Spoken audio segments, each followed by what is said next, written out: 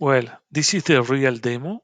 I will try to follow the same sequence from the presentation. We will start, if you remember how to create a GenAI custom skill, is first we should create a subflow. In this case, we have managed to create 3 subflows to obtain data.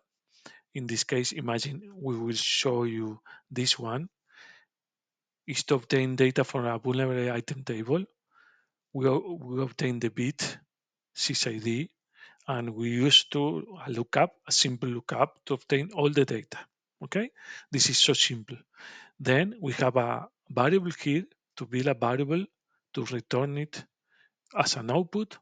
This is the only part we use it some kind of code to format the answer. We don't need it really, but we use it to have a kind of format for the prompt mainly. The vulnerability ID, the CWE entry name, a summary, and more fields. Okay. Then let me show you. I will move to the Now Assist skill kit. Okay. In the home, you will see we have the 3 custom GenAI skills. This is one of them. First, when we create one custom skill, we need to provide an input. In this case, is the vulnerable item. It's a record from this table. Call it vulnerable item.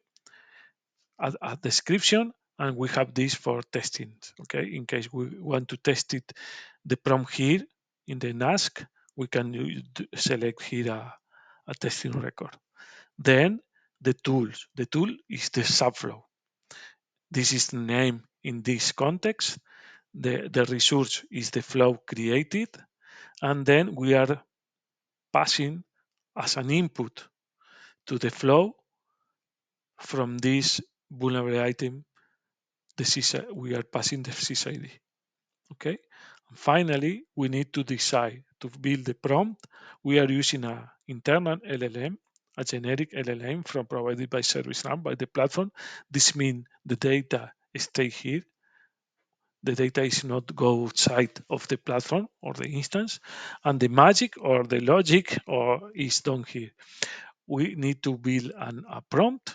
Okay, in this case, we are saying you are an expert security analyst and analyze if this vulnerable item is a false positive or not. Obviously, this is a demo, and this prompt is probably a bit simple. Okay, we need to provide more and more information and to build a strongest prompt, but this is the idea. What the prompt needs to evaluate the data provided by the subflow. Okay.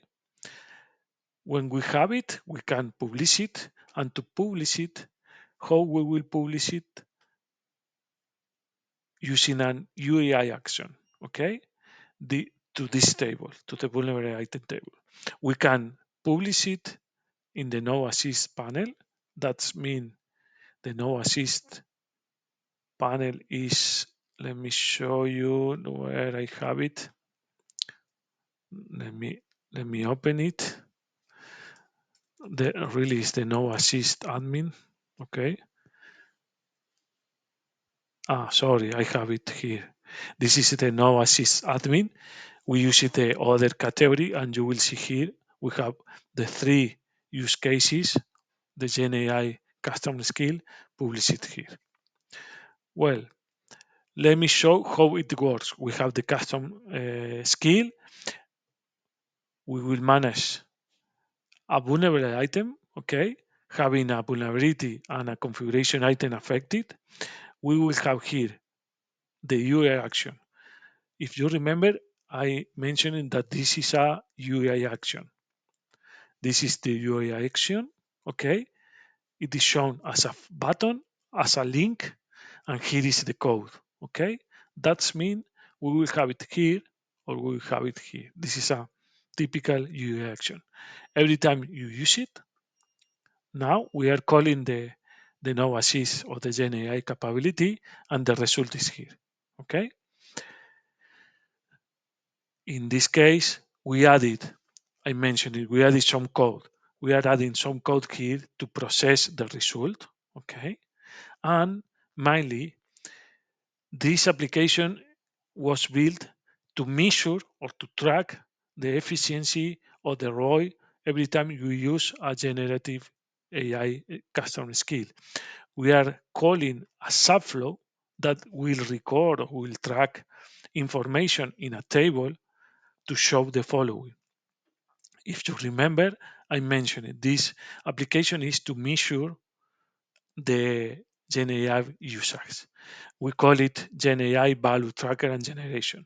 It consists of two main parts. The first one is to measure how much time we will reduce and how many money we will save.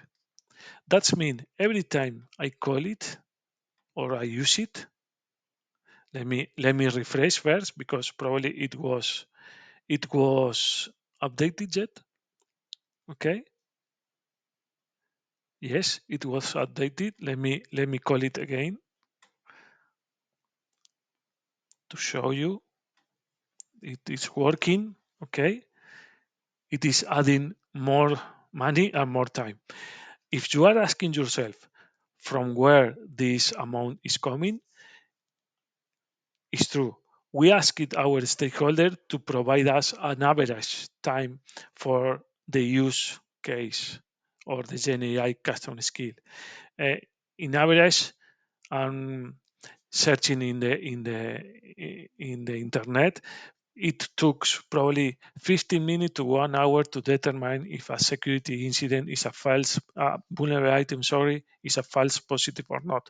We managed to use 30 minutes, and we put a random cost here of 30 euros or dollars per executor.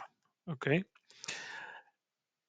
and we can measure by use case, and we can have a breakdown here. The other part is we managed to create some kind of governance, this part and this part, providing a record producer to request a new skill. Imagine we can provide our end user to say, okay, this is a Gen AI custom skill for demo. Okay, the process, I will improve the problem management. Okay, evaluate a problem to close it, or better to provide a root case analysis. Expected time 1 hour, or better 30 minutes, 30 minutes. Okay, a new request is created, and here we have a kind of demand management process. Okay, this one was created, and we have here the details, and we have a playbook. If you remember, when I mentioned it, probably it's here. We mentioned it that we have created a playbook. A playbook. This one is here. Okay, we created a playbook, simple playbook to evaluate the idea, request approval, and to develop the new skill. This is playbook is applied here to any new demand for creation of a new skill. Okay, we use it to create a playbook, and this is the idea. Okay, this is how it works. I hope you find it useful to have an idea how to create new custom skill for generative AI in the platform. Thank you.